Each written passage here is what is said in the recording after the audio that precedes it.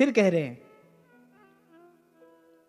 अतः पुंभिर्द्विजश्रेष्ठा वर्णाश्रम विभागशः स्वनुष्ठितस्य धर्मस्य संसिद्धिर हरितोषणम्।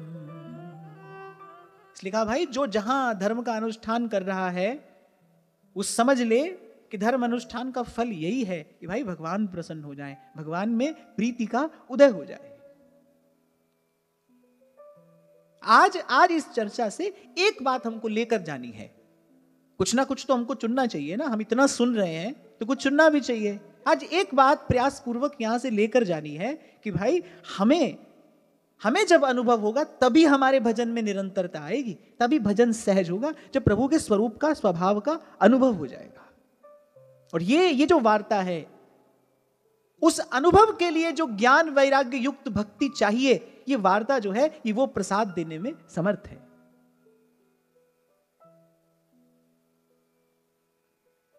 तस्मादेकेन मनसा भगवान सात्वतां पतिः श्रोतव्यः कीर्तितव्यश्च ध्येयः पूज्यश्च नित्यदा। कह रहे इसलिए भाई लगे रहिए भगवान में। कैसे लगे रहिए? तो उसका कह रहे कि नित्य निरंतर श्रवण कीर्तन ध्यान आराधन। अभी आपको मैं बता रहा था ना, संतों के जीवन से यही सीखने को मिलता है। मैं आपको प्रातः स्मरणीय श्री पंडित बाबा की बात बता रहा था। गिरिराज जी वाले श्री गया प्रसाद जी महाराज पहले ऐसे लगे हैं, कभी कह रहे हैं, कभी सुन रहे हैं, कभी लीला का दर्शन कर रहे हैं, कभी नाम जप कर रहे हैं। इसी को अभ्यास कहते हैं। जो गीता में भगवान ने अभ्यास कहा ना, इसी को अभ्यास कहते हैं। भाई किसी भी तरह मन को प्रभु के निकट बनाए रखने का अभ्यास करना है हमको। शरीर जिस क्रिया में लगा रहे, भजन को तन से अधिक मन की आवश्यकता है। संसार के व्यवहार को मन से अधिक तन की आवश्यकता है, क्योंकि संसार का सुख स्थूल है। जो आपसे सुख चाहता है वो भी वस्तुतः आपके तन से ही सुख चाहता है। लेकिन भजन में तन से अधिक आवश्यकता मन की है। तन बिगड़ा हो भजन में चलेगा, मन स्वस्थ होना चाहिए। लेकिन संसार में अगर तन बिगड़ जाए, अब आप कहिए किसी से, हमारी इच्छा तो बहुत है, हम आपकी खूब सेवा करें, पर कर नहीं सकते क्योंकि हमारा शरीर इस योग्य नहीं है। एक दो बार तो वो आपकी बात सुनेगा, बोले अब कर नहीं सकते तो बार बार कहते क्यों? हटो, तुम्हारा ये गाना थोड़ी सुनते रहेंगे, हमें तो अपना काम कराना है। तुमसे नहीं होगा तो किसी और से कराएंगे। धर्म पत्नी कितनी भी प्यारी हो, बीमार पड़ जाए और डॉक्टर कहे कि भाई ये तो बड़ा भयंकर रोग है, तो साल 6 महीने में सब प्रेम प्यार हवा हो जाता है और उसके बाद तो व्यक्ति मन ही मन मनोरथ करने लगता है कि कब पिंड छूटे। कहता ये है कि प्रार्थना करने आए हैं, भगवान की कृपा हो, इनको मुक्ति मिले। वस्तुतः इनको नहीं, स्वयं को मुक्ति चाहता है जीव, स्वयं को मुक्ति मिले तो मन स्वस्थ हो। यहां पर तन की बहुत अधिक आवश्यकता नहीं है। हो तो बहुत अच्छी बात है, मन लगा रहे किसी ना किसी प्रकार। मन को ही प्रभु के सानिध्य में पहुंचाना है, और ये काम कथा करती है। तभी मैंने आज आरंभ में ही कहा, बिगड़ा मन सुधार देती है कथा। संत कह रहे, संतों के जीवन का अनुभव है। वहां तुलसी बाबा कह रहे हैं, और तुलसी बाबा की लेखनी से कहला कौन रहा है? महादेव ये बात कह रहे हैं, बिन सतसंग न हरि कथा, तेहि बिन मोह न भाग, मोह गए बिनु राम पद, हो ही न दृढ़ अनुराग। यहां 2 बात कही गई है। फिर नित्य निरंतर श्रवण कीर्तन और ध्यान आराधन। श्रवण कीर्तन करते रहोगे तो भगवान का ध्यान होने लगेगा। 2 दिन पहले हम इस विषय पर चर्चा कर रहे थे ना, श्रवण करते रहोगे तो क्या होगा? कीर्तन करने की इच्छा होगी, मन को आनंद होगा ना। श्रवण से मन को आनंद उल्लास मिलता है, कीर्तन करने की इच्छा होगी। श्रवण कीर्तन करते रहोगे तो भगवत स्मरण होने लगेगा, भगवान की याद बनी रहने लगेगी। और जब स्मरण से भगवत सानिध्य का किंचित अनुभव होगा। आपको एक और छोटी सी प्यारी सी बात कही थी मैंने, जब प्रभु के स्वरूप का अनुभव होता है तब इच्छा होती है कि ये हमारे हो जाएं, और जब प्रभु के स्वभाव का अनुभव होता है तब इच्छा होती है हम इनके हो जाएं। ये किसी के भी हो, हम इनके हो जाएं। और श्रवण कीर्तन और स्मरण से शनह शनह पहले प्रभु के स्वरूप का अनुभव होता है, फिर प्रभु के स्वभाव का अनुभव होता है। तो यहां सूत जी ने भी ये साधन बताए। श्रोतव्यः कीर्तितव्यश्च ध्येयः पूज्यश्च नित्यदा। हाँ, एक बात वे सभी सयाने एक मत है, उसमें किसी का दो विचार दो मत नहीं है, और वे की पहली भक्ति श्रवण ही है। सेवक जी ने भी यही कहा, श्रवण कथन सुमिरन परतीति बीत काल सब जाइयो। कालाक्षेप कैसे करना है, समय कैसे बिताना है, मेरे तीन साधन हैं, श्रवण कथन सुमिरन परतीति। इनकी महिमा समझना, पहले तो अपने जीवन का सही सही मूल्य जानिए। एक एक तब श्वास का तीन लोक नहीं दान, पहले तो अपने जीवन का मूल्य समझिए। कल भी आपको मैंने निवेदन किया, आज मैं पुनः संकेत कर रहा हूं, जब तक आप अपना सही मूल्यांकन नहीं करेंगे, जब तक अपनी कीमत नहीं जानेंगे, जब तक अपना मूल्य नहीं पहचानेंगे, तब तक जीवन सतपथ पे नहीं आएगा। लगे रहोगे व्यर्थ में, मिथ्या में, असत में।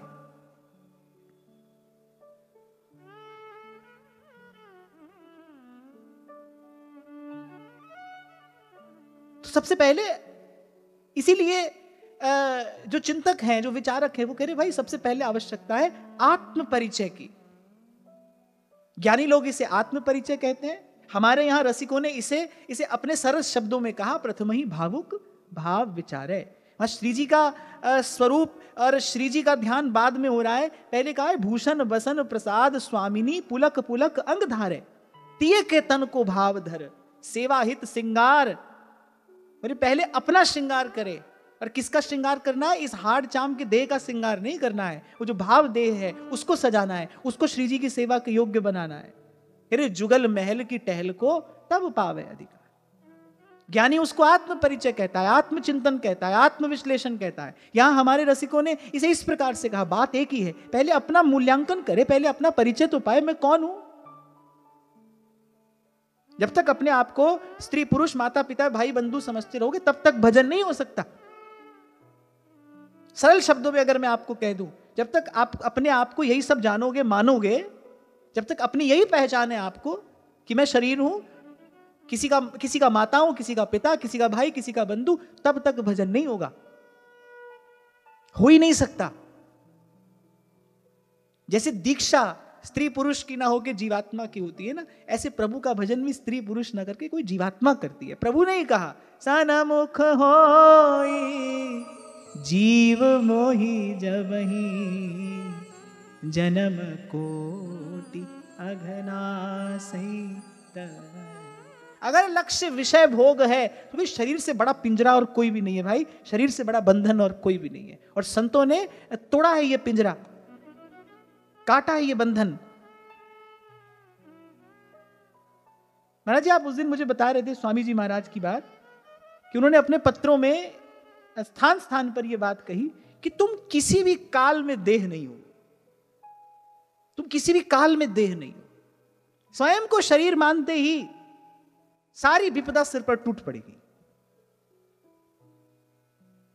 हां, यह बात दूसरी है कि वेदांत ने चिंतन कहीं और किया, उन्होंने कहा अहम ब्रह्मास्मि, लेकिन हमने चिंतन क्या किया, प्रभु हम आपके हैं, मैं हूं श्री भगवान का और मेरे श्री भगवान, अहम तवास्मि, मैं देह नहीं हूं पर मैं हूं। तो फिर यदि मैं देह नहीं हूं तो मैं कौन हूं, क्या हूं? प्रभु मैं आपका हूं, मैं आपके चरणों का सेवक हूं, मैं आपके चरणों का दास हूं।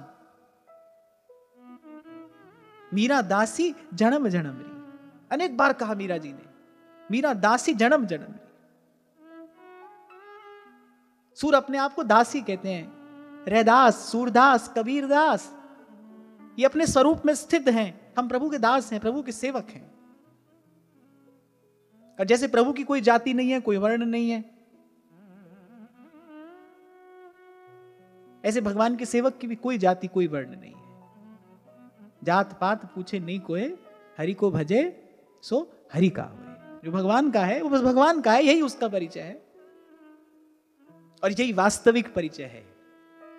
इसी पते पर भगवान का संदेश आता है, ध्यान रखना। जिस दिन ये पता हो जाता है ना, मैं भगवान का हूं, प्रभु का हूं, तभी भगवान का संदेश आता है। प्रभु संदेश भेजेंगे तो आपका कोई पता भी तो होना चाहिए ना। किसी माता के पास, पिता के पास, स्त्री के पास, पुरुष के पास भगवान का संदेश नहीं आता। भगवान का संदेश तो किसी जीव के पास आता है, जो प्रभु का है, उसके पास संदेशा आता है। त्वयि धृता सव स्वाम विचिन्वते। आपकी हैं हे केशव, हे माधव, हे गोविंद, हम आपके हैं। और बस तब मिले श्री कृष्ण, जब पता ठीक हो गया। जब उद्धव जाने लगे तो गोपियों ने कहा, उद्धव जी ने पूछा कि आपका कोई संदेश? तो गोपियों ने कहा, पतियां तो मैं तब लिखूं जब प्रीतम होए विदेश। हमें कोई संदेश नहीं देना, फिर भी शिष्टाचार है, तुम पूछ रहे हो तो हम उनसे इतना ही जाकर कह देना कि जैसी हैं बिहारी पर दासी तो तिहारी है। आपकी हैं प्रभु और आपके चरणों की दासी हैं, बिना मोल की दासी है। सुरतनाथ ते शुल्क दासिका वरद निघ्नतो नेह किंबर। तो अपने मन को प्रभु के निकट बनाए रखने का अभ्यास करना है। और इस अभ्यास में सहायक कौन है?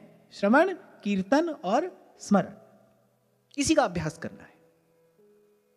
पहले तो अनेक अनेक साधन के नाम पर जो अनेक अनेक प्रकार के बिखराव भटकाव हैं हमारे जीवन में, पहले तो वो सबको हटाना है।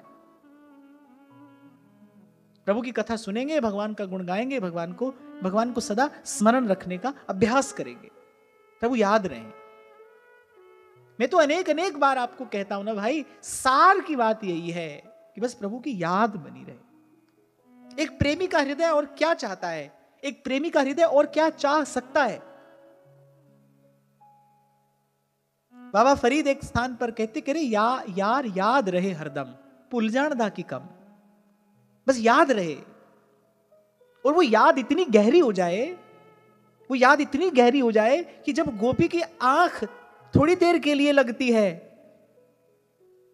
तो भी वो क्या कहती जगती है? रात शाम सपने में देखे भरी आए नैन ढुरक गयो कजरा शाम बिना उमगे ये बदरा। रात शाम सपने में देखे भरी आए नैन ढुरक गयो कजरा शाम बिना उमगे बदरा। ऐसी याद। मुझे वो पंक्तियां इस समय स्मरण नहीं आ रही। सहजोबाई जी ने अपनी 2 पंक्तियों में कहा कि जागत हूं सुमिरन करे और सोवत हूं लिव लाए। शायद कुछ ऐसे ही शब्द हैं। जागत हूं सुमिरन करे, सोवत हूं लिव लाए। इसी के उत्तरार्ध है कि तार टूट नहीं जाए। मैं कह रहा हूं और प्रेमी हृदय क्या चाहता है, क्या चाह सकता है? बस अपने प्रेमास्पद की याद बनी रहे। स्मरण वास्तविक सानिध्य है। भगवान का सानिध्य क्या है? भगवान का जो स्मरण है ना, वो भगवान का सानिध्य है। और अगर आपको रहना है सतत भगवान के पास, तो यही विधि है कि बस याद रहे हरदम, प्रभु का स्मरण बना रहे, याद बनी रहे। और मैं ये नहीं कहूंगा कि सतत स्मरण आपको कोई सुख देगा ना, सतत स्मरण आपको सुख दुख से न्यारा कर देगा। फिर आप ना सुख में हैं ना दुख में हैं, फिर तो आप प्रभु की याद में हैं, फिर तो आप प्रभु के भाव में हैं। और वहां ना सुख जाता है ना दुख जाता है। चांद सूरज तहां पौन न पानी को संदेश पहुंचा। अगर श्री कबीर जी जैसे जीवन मुक्त महापुरुष नहीं होते, कौन पता बताता वहां का? वहां जाकर तो कोई लौट कर नहीं आता है ना। संतों ने यही अनुभव किया। साईं की नगरी परम अति सुंदर, तहां कोई जाए ना आवे। चांद सूरज जहां पौन न पानी, को संदेश पहुंचा, को संदेश पहुंचावे, दर्द यह साईं को सुनावे, नेहरवा हमका न भावे, नेहरवा हमका न भावे।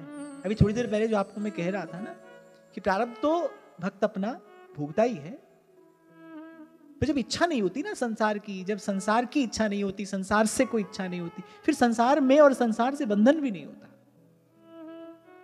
जब अनुभव होता है वहां का, उस देश का जहां गगन में आवाज हो रही झीनी झीनी, जब उस देश का अनुभव होता है ना, फिर वो अनुभवी हृदय सुख दुख दोनों से न्यारा हो जाता है, दोनों से पार। वो तो केवल देखता है, जैसे समंदर के किनारे खड़ा कोई समुद्र में उठती लहरों को केवल देखता है ना, ऐसी बस वो देखता है कैसे संसार समुद्र में दुख सुख की लहरें उठती हैं और दोनों ही शांत हो जाती हैं। एक और बात, दो बातें हैं। केवल दृष्टा बनकर ही लहरों से अछूता रहा जा सकता है। कोई समुद्र में जाकर और सोचे कि भाई वो क्षण आएगा जब लहरें शांत हो जाएंगी, ऐसा समय कभी नहीं आता है। समुद्र में लहर तो सतत उठेगी, ऐसे संसार समुद्र में दुख सुख की लहरें तो सतत उठती रहेंगी। अगर न्यारा होना है तो फिर सुख दुख दोनों से न्यारा होना पड़ेगा। तभी उस दिन आपको मैंने कहा था, ऐसा नहीं समझना कोई घड़ी कोई समय आएगा जीवन में जब सब दुख दूर हो जाएंगे। ना ना ना, होगा तो सुख दुख दोनों ही दूर होगा।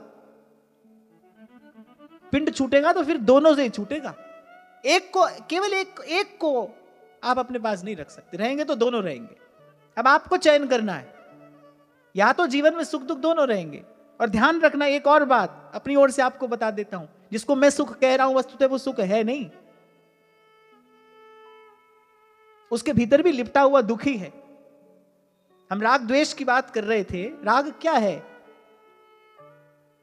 जिस इंद्रिय ने सुख भोग किया वो उस सुख में फिर आसक्त हुई, उस सुख में आसक्त हुई, उसको भोगने का फिर प्रयास किया, और जब वो नहीं मिला तब दुख मिला। तो सुख के रूप में भी दुख ही है, दुख के रूप में तो दुख है ही। जब दृष्टा बन के देखोगे, राम झरो के बैठ के सबका मुजरा ले, तब ये बात अनुभव होगी, भाई ये दोनों लहरें उठ रही हैं और उठती रहेंगी, उठती रही हैं और उठती रहेंगी। तभी श्री महाप्रभु जी ने कहा है, कौन क्रम काल निकंद्या। भाई उसके बीच में खड़ा होके कोई सोचे ना कि कोई घड़ी आएगी जब लहरें शांत हो जाएंगी फिर अपना कार्य करूंगा। ना ना ना, ऐसा समय नहीं आता है। इसलिए हरि पद भज न विलंब कर, देर मत करिए। अरे बिना ही कष्ट के ये रस सिंधु का पान करने का अवसर मिल रहा है, देर मत करिए। तो एक बार फिर से मैं जहां से हमने आरंभ किया, ताकि आज का सूत्र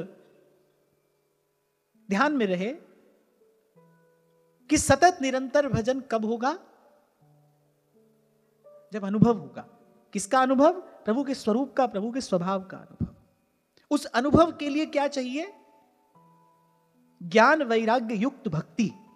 और वो ज्ञान वैराग्य युक्त भक्ति कहां से प्राप्त हो सकती है? श्रीमद् भागवत से। श्रीमद् भागवत ज्ञान वैराग्य युक्त भक्ति का प्रसाद प्रदान करती है। और ज्ञान वैराग्य से युक्त जो भक्ति है उसको जीवन में लाने की विधि क्या है? श्रवण, कीर्तन और स्मरण। ज्ञान वैराग्य युक्त भक्ति का अभ्यास कैसे करना है? श्रवण से, कीर्तन से और स्मरण से। ऐसे उठते बैठते चलते फिरते नाम जप नहीं हो रहा हो तो गा लो, गोविंद राधे माधवा, गोपाल राधे माधवा, गोविंद राधे माधवा, राधे माधवा। एक और बात, अगर कोई लहर उठेगी हृदय में आनंद की तो नाचे गाए बिना रह ही नहीं सकते। जिसने ठीक से श्रवण किया है, वो ध्यान से सुनना, जिसने ठीक से श्रवण किया है वो बिना कीर्तन के रह ही नहीं सकता। वो तो कीर्तन करेगा ही करेगा।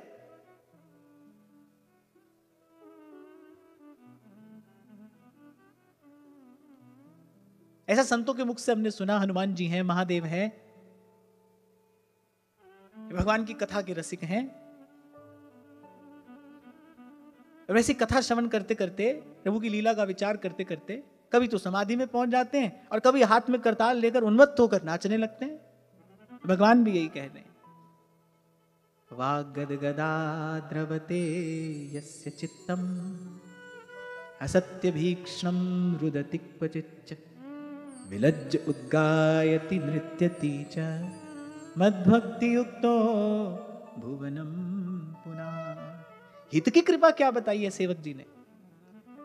नवम प्रकरण में श्री सेवक जी जब कृपा और अकृपा की बात करते हैं ना, तो कृपा का एक यही लक्षण तो बताया, छिन गावत आनंद भर, छिन छिन रुदन करंत, छिन छिन हहर हसंत। एक क्षण में रोता है, एक क्षण में हंसता है, एक क्षण में गुण गाता है। श्याम श्यामा सदा हमको प्यारे।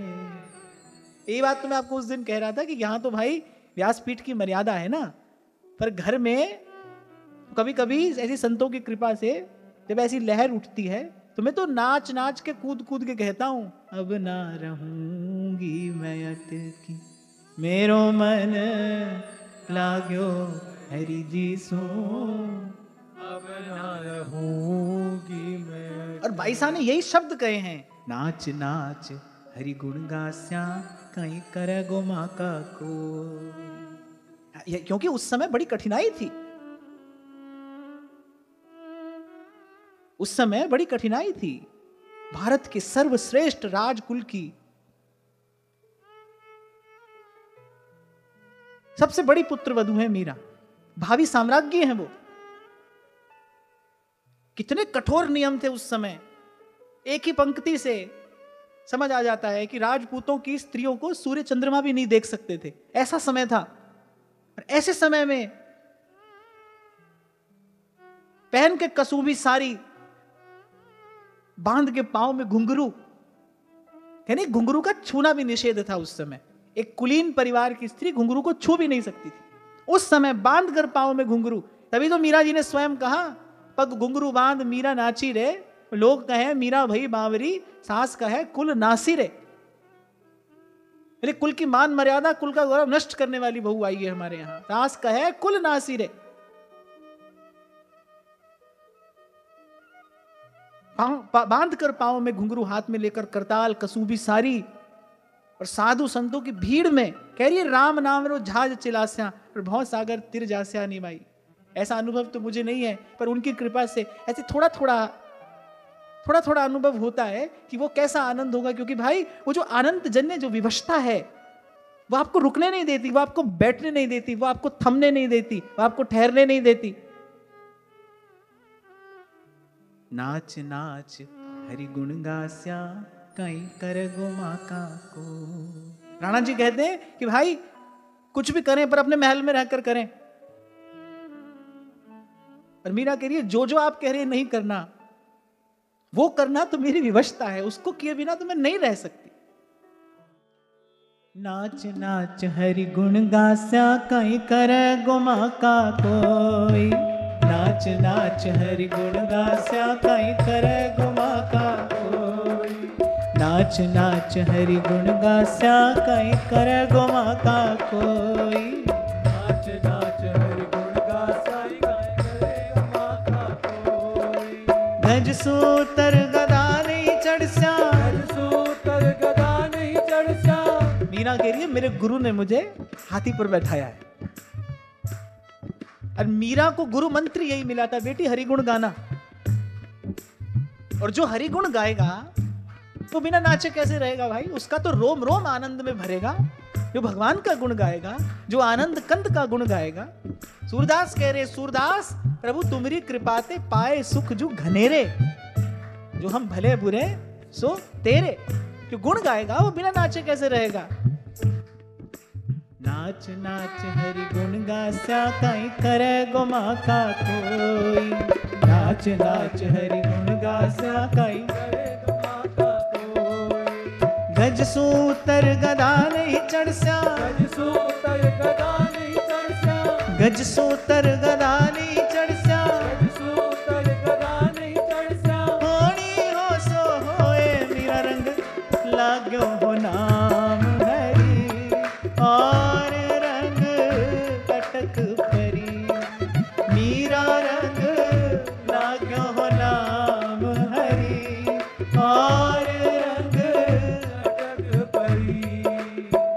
गिरधर धनी धनी मेरे गिरधर मात पिता सुत भाई। गिरधर धनी धनी मेरे गिरधर मात पिता सुत भाई। इसी स्थिति का संकेत प्रभु ने किया है। तुलसी बाबा मानस में लिखते हैं ना, सबके ममता ताग बटोरी। अच्छा देखो, भगवान ममता को नष्ट करने के लिए नहीं कह रहे हैं। ममता तो बड़ी प्यारी वस्तु है।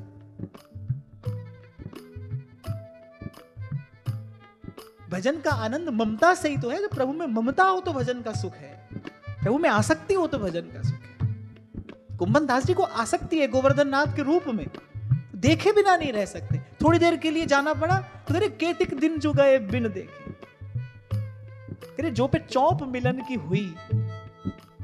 ममता तो बड़ी प्यारी वस्तु है। प्रभु कहने सबके ममता ताग बटोरी, मम पद मन ही बांध बर डोरी। जो यहां वहां ममता है ना, इसको समेट लीजिए। ये सिमटी हुई ममता गा रही है, गिरधर धनी धनी मेरे गिरधर मात पिता सुत भाई। गिरधर धनी धनी मेरे गिरधर मात पिता सुत भाई। गिरधर धनी धनी मेरे गिरधर मात पिता सुत भाई। गिरधर धनी धनी मेरे गिरधर मात पिता सुत भाई। है था के मैं माँ के होरण जी, है था के मैं माँ के होरण जी, है था के मैं माँ के होरण जी, है था के मैं माँ के होरण जी। यूं कह मीरा बाई मेरा रंग लाग्यो हो नाम हरी, और रंग कटक परी। मीरा रंग लाग्यो हो नाम हरी, और रंग कटक परी। मीरा के प्रभु गिरधर नागर, मीरा के प्रभु गिरधर नागर, मीरा के प्रभु गिरधर नागर, मीरा के प्रभु गिरधर नागर। छोटी सी वस्तु मिल जाए यहाँ पर तो देखा जाता है पांव जमीन पर नहीं पड़ते। और कोई जीवन मुक्त हो जाए, वो बिना नाचे रह जाएगा, वो बिना गाए रह जाएगा। अरे उसका आनंद तो उसके रोम रोम से झरता है।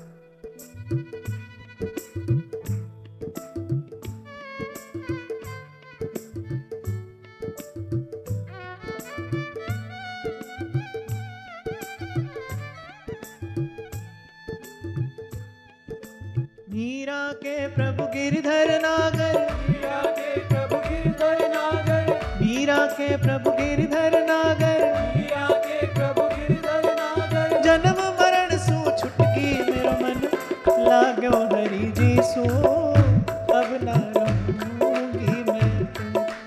मेरो मन लाग्यो हरि जी सो, अब ना रहूंगी मैं अटकी।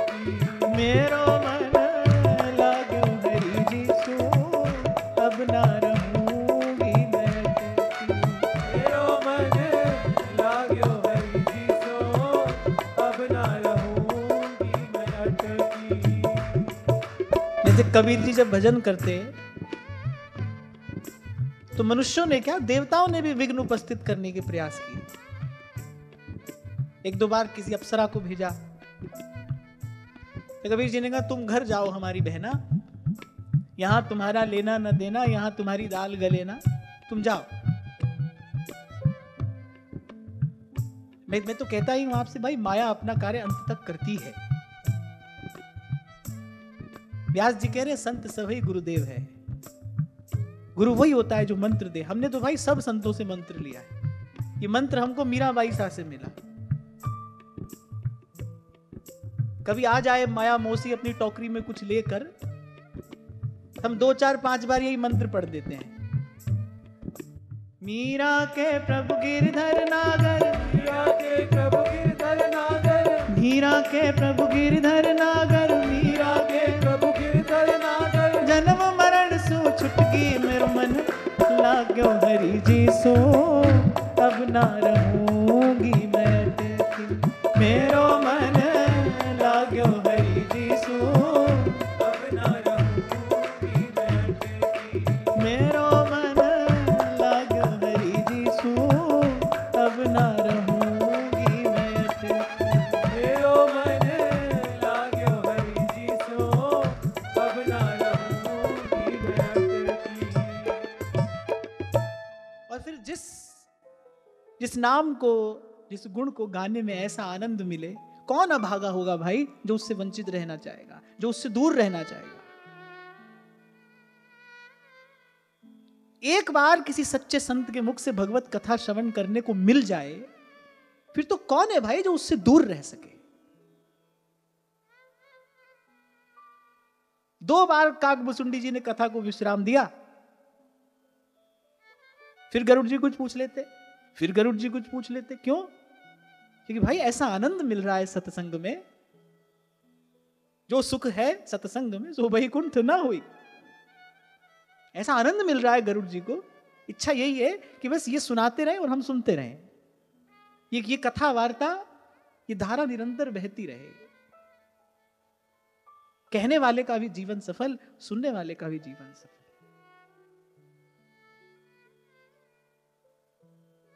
तो ज्ञान वैराग्य युक्त भक्ति का अभ्यास कैसे करना है?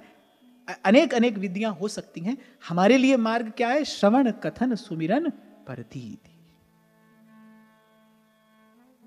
एक छोटी सी बात कल आपको मैंने कही थी, फिर दोहरा रहा हूं मैं, कि भगवान कान के ही रास्ते सबसे पहले जाएंगे भीतर, हृदय तक पहुंचेंगे कान के मार्ग से होते हुए। उस मार्ग को मैला नहीं करना है। संसार की, व्यर्थ की, विषय की वार्ता का श्रवण करके उस मार्ग को मैला नहीं करना है। आप ध्यान रखना, आपकी चेतना पे सबसे गहरा और सबसे गंभीर प्रभाव शब्द का होता है, दृश्य का नहीं, शब्द का। ये ज्ञान विज्ञान प्रत्येक दृष्टि से सिद्धांत है। आपकी चेतना पर सबसे गहरा प्रभाव जो है वो किसी दृश्य का नहीं है, शब्द का है। इसीलिए शस्त्र से किया गया घाव वो भर जाता है, पर शब्द से किया गया भाव कभी कभी नहीं भरता है, क्योंकि उसकी पहुंच बहुत भीतर तक है। आपकी चेतना के सबसे गहनतम धरातल तक पहुंचता है शब्द। इसीलिए विषय वार्ता का श्रवण नहीं करना, कान से संसार नहीं जाने देना। भाई पहले ही भरी है हमारी तो झोली संसार के सुख दुख से, और कितना इकट्ठा करोगे? जो पहले बिखरा है भाई, अभी तो वही सिमटने में नहीं आ रहा, और कितना बिखरोगे और कितना भटकोगे?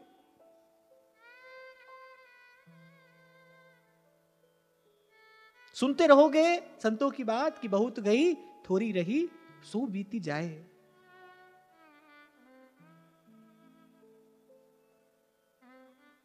और नहीं तो भाई ध्रुवदास जी भी प्रत्येक सिद्धांत की बात कह के फिर अंत में यही कह देते हैं कि भाई हमने तो अपने मन की बात कह दी, अब जिसको रुचे, जिसको अच्छी लगे वो ले ले, नहीं तो अपनी आप जाने। नहीं तो भाई ये संसार कांटों की बाड़ी और उलझ उलझ मर जाना है। यदनुध्यासिना युक्ता कर्म ग्रंथि निबंधनम छिन्दन्ति कोविदास्तस्य को ना कुर्यात् कथारतिम। जो बात हम कह रहे हैं वही बात संयोग से यहां पर श्री सूत जी कह रहे हैं। बोले कर्म की ग्रंथि, कर्म की जो गांठ है, बोले बड़ी कड़ी है, ये बड़ी कड़ी है। ये विचारवान पुरुष जो हैं इस कर्मों की गांठ को काट देते हैं। कैसे? कह रहे भगवान के स्मरण से, प्रभु को याद कर करके कट जाता है, कर्म का बंधन कट जाता है। तभी कबीर जी ने कहा है, करता करे न कर सके गुरु करे सो होए। गुरु क्या करता है? यहां कुछ जादू, कुछ करामात दिखाने की बात नहीं हो रही है। गुरु करे सो होए। अच्छा एक और बात यहां समझ लेना, 2-3 बार मेरे को भी ऐसे ऐसे लोगों के पत्र आए, घर में कोई परेशानी हो गई, घर में कोई संकट आ गया, फिर नीचे ये लिख कर दे रहे हैं कि आप आशीर्वाद दीजिए कि करता करे न कर सके गुरु करे सो होए। अब ये बात क्या है, ध्यान से समझनी चाहिए। गुरु किसका होता है? गुरु तो जीव का होता है। जीव किसका है? जीव भगवान का है। ये कोई भी बात संसार के सुख दुख को दृष्टि में रखकर नहीं कही गई है। जीव का दुख क्या है? स्त्री पुरुष का दुख कुछ और है, माता पिता भाई बंधु का दुख कुछ और है। जीव का दुख क्या है? जीव का दुख है कि वो भगवान से बिछड़ गया है। गुरु आता है जीवन में जीव का दुख दूर करने के लिए। वो जो प्रभु से उसकी दूरी है उसको मिटाने के लिए गुरु आया है। इसीलिए कहा कि कर्ता करे न कर सके। यहां कर्ता का अर्थ ब्रह्मा है, जिसने सृष्टि की रचना की है। बोले वो कर सके न कर सके, वो विधि का लेख मिटा सके ना मिटा सके, पर गुरु करे सो होए। गुरु क्या करेगा? गुरु भगवान का नाम देगा, गुरु प्रभु की स्मृति कराएगा, गुरु लगा देगा जीवात्मा को भगवान के भजन में, स्मरण में, और उसका फल क्या होगा? कर्म का बंधन कट जाएगा। ब्रह्मा तो कर्म का बंधन नहीं काट सकते, पर गुरु ने कोई ऐसी विधि, ऐसी युक्ति दे दी जिससे कर्म का बंधन शिथिल पड़ गया, कट गया। कमल कर जिन अभय दीने, कर्म बंधन सब कटे। इसीलिए कहा गुरु करे सो होए। तो कह रहे ये बात तो ठीक है कि भाई कर्म की गांठ बड़ी कड़ी है। विगत 1-2 दिन से हम बार बार इस भाव पर चर्चा कर ही रहे हैं कि एक जन्म में जितने कर्म कर लिए जाते हैं उनसे इतना फल संचित होता है कि आप एक जन्म में उनको नहीं भोग सकते। कई जन्म कर्म का जो भोग है, जो प्रारब्ध है, वो बना रहता है और फिर अगला कर्म भी होता रहता है। और जो असावधान है, जिसके जीवन में मान लीजिए सत्संग नहीं है, सद्विचार नहीं है, वो असावधान जीव तो अपने लिए सुख दुख का बोझा बढ़ाता ही चला जाएगा। उसके तो कर्म का और कर्म बंधन का कभी अंत आएगा ही नहीं। इसीलिए इसे दुष्चक्र कहा। इसीलिए भगवान शंकराचार्य ने कहा फिर पुनरपि जन्मम पुनरपि मरणम। देखो अंत में तो भगवान शंकराचार्य को भी यहीं आना पड़ा ना। आरंभ किया ब्रह्म सत्य जगन मिथ्या, सब प्रकार की बात कहने के बाद अंत में यहीं आए, भज गोविंदम भज गोविंदम गोविंदम भज मूढ़ मते। भाई भगवान का भजन करो।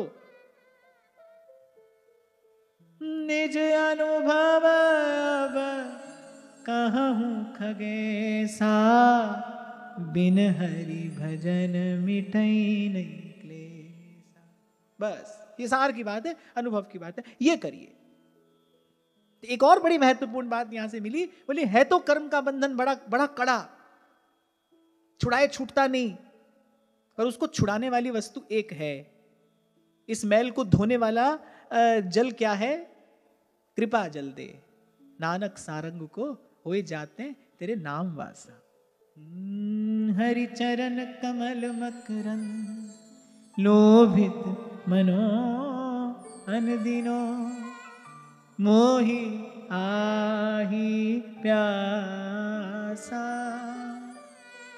कृपा जल दे नानक सारंग को, होए जाते तेरे नाम वासा। मोहि आही प्यासा।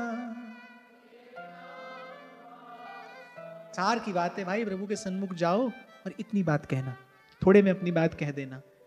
कर कृपा तेरे गुण गावा, कर कृपा तेरे गुण गावा, कर कृपा गुण गावा, कर कृपा तेरे गुण गावा। नानक नाम जपत सुख पावा, नानक नाम जपत सुख पावा, नानक नाम जपत सुख पावा, नानक नाम जपत सुख पावा।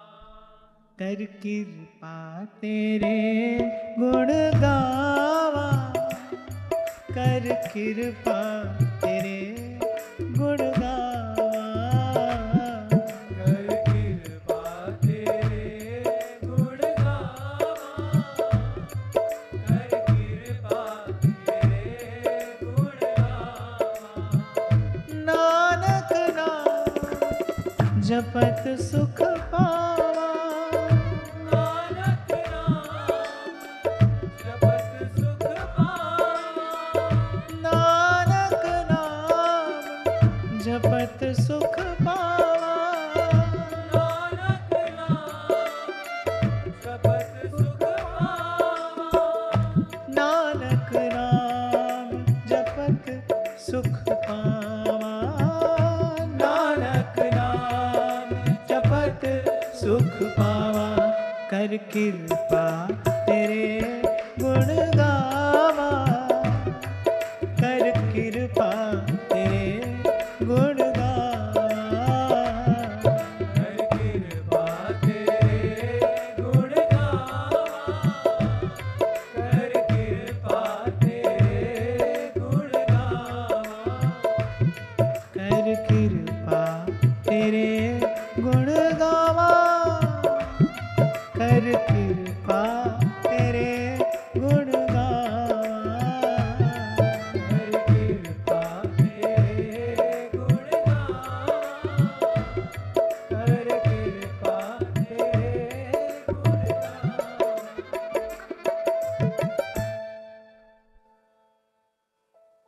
क्योंकि जीवन में जो आनंद है उसके मूल में एक ही वस्तु है, प्रभु का नाम, प्रभु का गुण। और हमारे यहां तो देखा जाए तो श्री सेवक जी महाराज आचार्य हैं, उन्होंने मार्ग ही यही दिया, नाम वाणी जहां श्याम श्यामा तहां, नाम वाणी निकट श्याम श्यामा प्रगट, नाम वाणी सुनत श्याम श्यामा सुबस। नाम और वाणी, कह वाणी हरिवंश की, कह हरिवंश ही नाम। आज की वार्ता यही श्री जी के चरणों में निवेदन करते हैं। महाराज श्री के चरणों में प्रणाम। अब सबके हृदय स्थित प्रभु को